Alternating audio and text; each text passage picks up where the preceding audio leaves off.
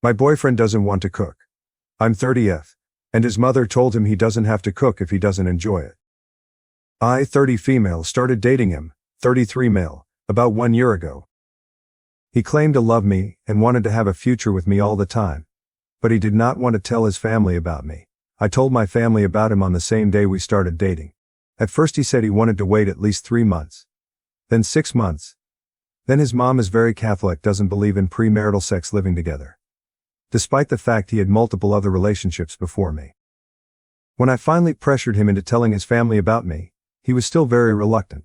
Whenever he talked to his parents on the phone, he would go to the other room and lock the door, never mentioning the fact that I was nearby. When I took him home to meet my parents, he barely wanted to spend time with them. In fact, he received a phone call from his dad at my parents' house. They talked over 1 hour about some car insurance. Not once did he mention to his dad that he was visiting my parents with me. I helped him move into his new apartment in a nearby city, cleaned it, stocked his pantry, bought pots, pans, even got him new couch, mattress and TV.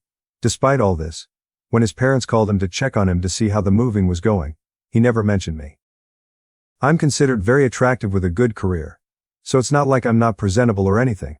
I don't want to go down the dark path, but we are different race and different religion.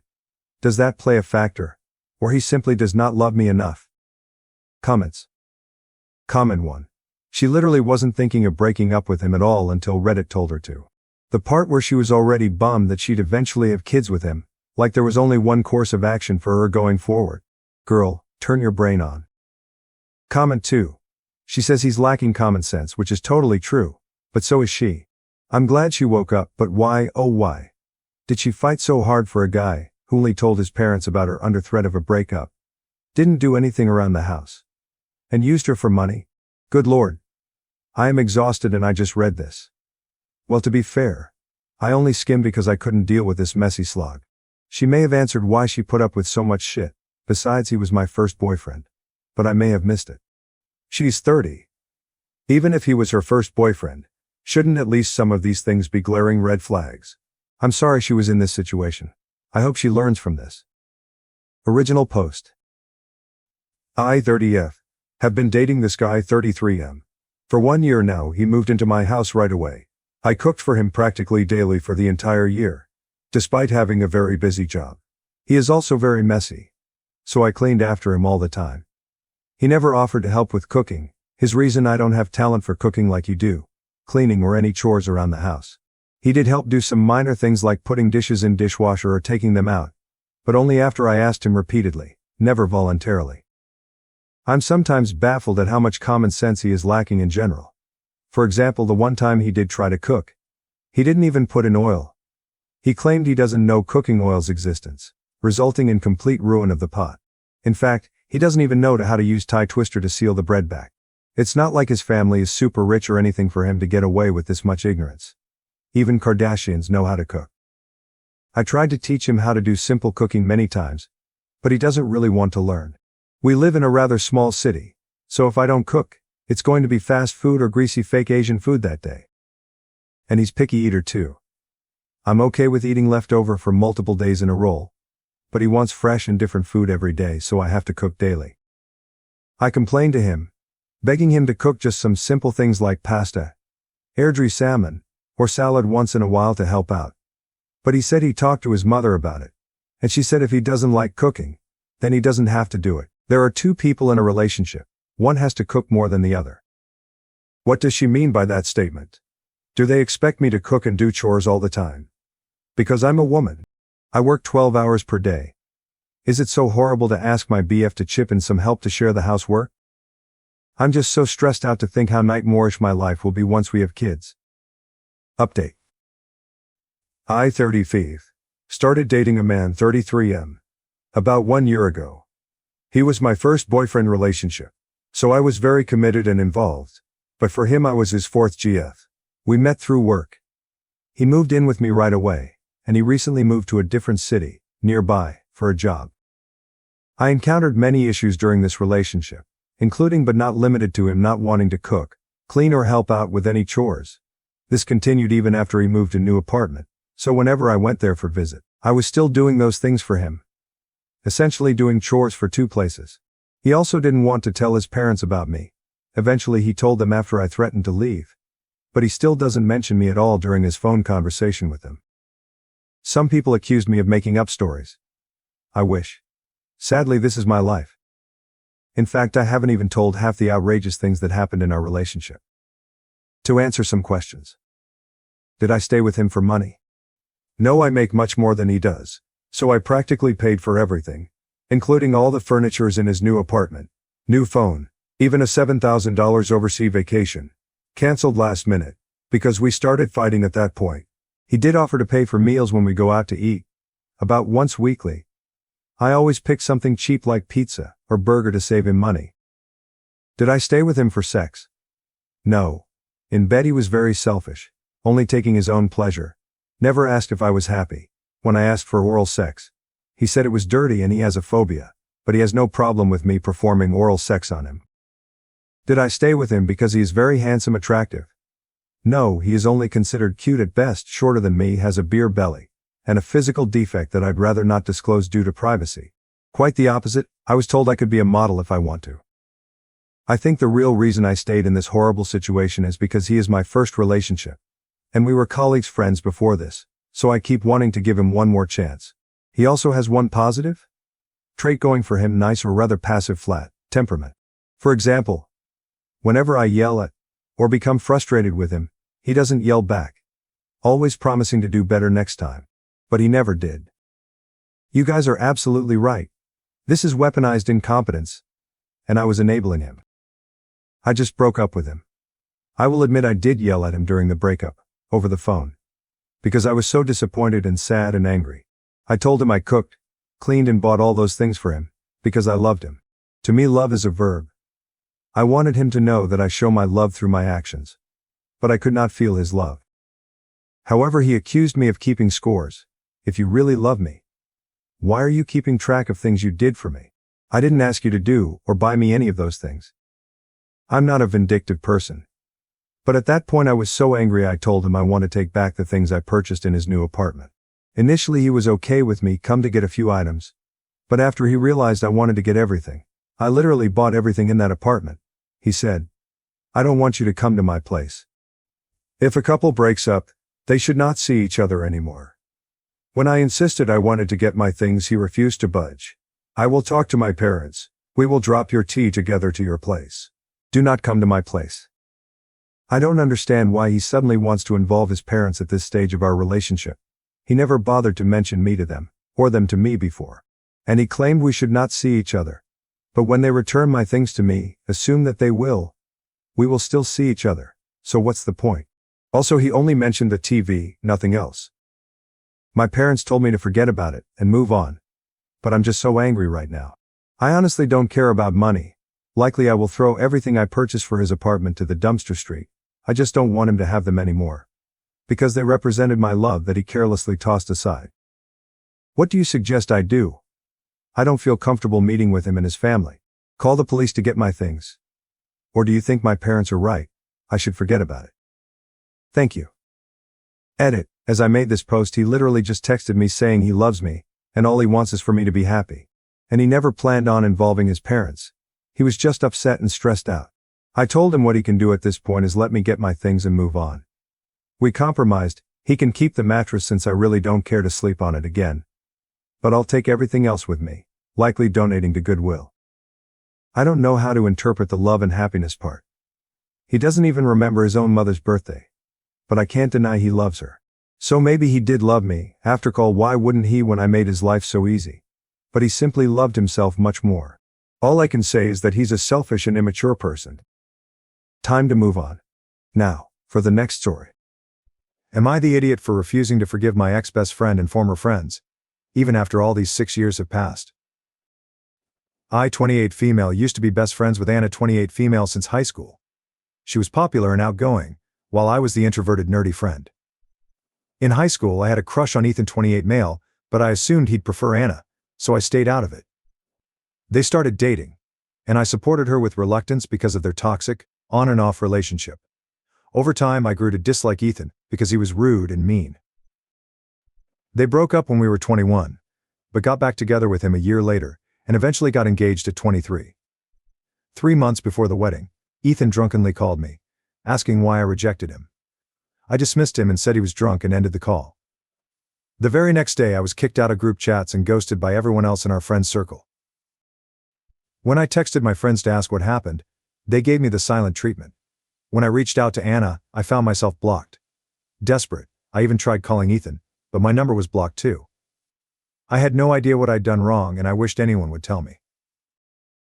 That week was hell. Anna's silence hurt the most because, at the time, she meant everything to me. I barely slept, battling panic attacks at night while trying to keep it together for class during the day. If not for my supportive roommates who helped me through my panic attacks, I don't know how I would have made it through. Anna and I attended the same local university but took different courses. I waited for her outside her class. When she came out with her friends, I pulled her aside and asked what was going on. She accused me of being a fake friend who tried to steal Ethan. I denied her accusation and asked for proof, but she went silent and left. They didn't unfriend me on Facebook, but kept posting about their hangouts in the bridal shower, along with indirect jabs at me. I eventually deleted my old account and changed my number. I slowly rebuilt my self-esteem and moved on. I recently created a new Facebook account. A few days ago I was added to a group chat for our upcoming reunion, which I had no idea about. They greeted me, calling me class president, as if they hadn't shunned me 6 years ago. I left the group, but they messaging me. Anna kept calling, so I finally picked up out of annoyance. She told me that she was sorry for everything and wished for me to come to the class reunion party. The party didn't seem to be complete without the class president every year. She told me that she divorced Ethan after 2 years of marriage. She tried to reach out to me but couldn't find any of my socials or contact info after we graduated. I asked her why she was telling me all this when she was not important to me anymore. She cried.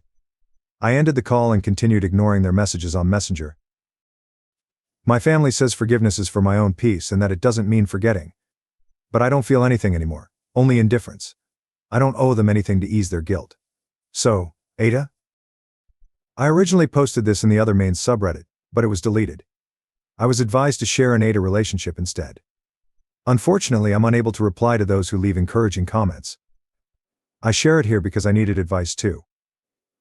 Even now, I still wonder why I was ghosted and shunned like that. I want to know the truth, but I'm not sure if I can trust any of them. Comments. Comment 1. Doesn't anyone realize that none of these oops have any sort of personality? They're always just passive conduits for retelling every detail that happens. But that's what happens when amateur writers have no clue how to develop a story without just relaying it bit by bit to their audience through a single character. Comment 2. No, I'm a super shy but beautiful but also strict and no-nonsense class president. It turns out I was the main character in the lives of everyone who was mean to me from high school. Let me tell you how it was always secretly about how jealous they were of how amazing I am as a person. Oh, also, I'm super humble, so I don't realize all these things about me. I'm just going to mention them in a narrative oh shucks manner. Okay, back to the story. Update. Update. I wanted to edit my previous post, but it's already too long. Just a quick disclaimer: I created my Facebook account 2 weeks ago after mustering the courage from my past trauma. I used fake names and ages for anonymity. In reality, we're all 29. My friendship with Anna fell apart when I was 23, and now, 6 years later, we're 29. I know no one has noticed this so far, but I just wanted to clarify. Some people from my previous post suggested that I reach out to Ethan. However, before I could do so, he reached out to me first. Yesterday, I received a friend request from him, along with a message saying hi in my messenger. So, we talked. He invited me for a coffee this weekend so we can talk about it. I told him to not push his luck and just answer me. I asked him about his call that night. Since most boys were too intimidated to approach me, they often asked Anna to convey their feelings to me. Ethan was one of them. Apparently, a lot of boys had a crush on me back then. But at the time, only Anna received open confessions, so I assumed I was undesirable, not that it mattered to me. I was foolishly infatuated with Anna, so much so that I would have rolled out a red carpet for her to walk on if I could. She was my entire world back then. Not even once have I ever heard about any boys in high school liking me from Anna. Apparently Anna would always came back to them with her apologetic face, telling them that I had rejected them and repeating the insults I had supposedly said about them. No wonder some people back in high school called me arrogant and disliked me for some reason. I just thought it was because I was a strict class president and student committee member. Unlike Anna, who was friendly and charming, I was strict, sharp-tongued, and rarely smile. I don't know anyone to smile. Ethan explained that he was mean to me back then, because Anna told him I had said he was an orphan abandoned by his parents. This was a particularly sensitive topic for him, as he had been raised by his grandparents since childhood. He later discovered the truth when Anna inadvertently admitted it during an argument. That moment led him to file for divorce. Ethan shared that he genuinely did love Anna, but her constant insecurity and habit of bringing up my name in every argument strained their relationship. She either accused Ethan of still thinking about me or compared him to me. Anna did found out about Ethan's drunken call that very same night. They had an argument, and Ethan came close to calling off the wedding, but Anna guilt-tripped him into staying. Neither Ethan nor Anna lied or twisted the story. Anna simply told our entire friend group to stop talking to me. They knew I hadn't done anything wrong, but somehow, it was still my fault that Ethan had unresolved feelings towards me. I was and still am an introvert, and most of my friends back then were hers. It wasn't surprising that they followed her lead when she turned against me. They were always her friends, not mine. Anna and my ex-classmates then painted me as a villain to the other friends from high school. Ethan didn't do anything to help me because he was manipulated to hate me. His words, not mine. That's why I changed my number and deleted all my social media accounts. While no one directly bombarded me with mean messages, I constantly saw posts that seemed to be aimed at me, even though my name was never mentioned. Ethan only revealed everything to the other friends after his divorce with Anna was finalized. Now, Anna and my ex-classmates are the ones being shunned by the others since 2 years ago. Ethan said he owed me an apology, though he knew it wouldn't be enough after everything that happened. While he never smeared my name, he stood on the sidelines and did nothing simply because I rejected him, and called him an abandoned orphan during high school. He asked me if I will be going to the upcoming reunion party. Turns out the reunion party this time was for the 1995 high school batch. My ex-classmates probably wanted their former class president to attend for appearances. I told him I won't go. He said I can sit with him and his ex-classmates if I wanted to. Why would I? Brother, you. I told him I wouldn't be attending because I have no friends from high school. He mentioned that the others would be sad if they heard I said that. Well, screw them. I received a lot more messages from old friends, but I didn't respond to any of them. I have no attachment towards them. I told Anna that Ethan already told me everything. She called me on Messenger again, sobbing. She admitted she might have been a terrible friend, but that she did care about me. All those years I was always on her mind. I was too attached to her back then, because she was my first real friend, as I had no friends in middle school. I was too shy and quiet, so I couldn't make friends. Anna taught me how to make friends and overcome my social anxiety and introduce a lot of people to me. I learned to cook for her and took care of her when she was sick. I even protected her from creeps.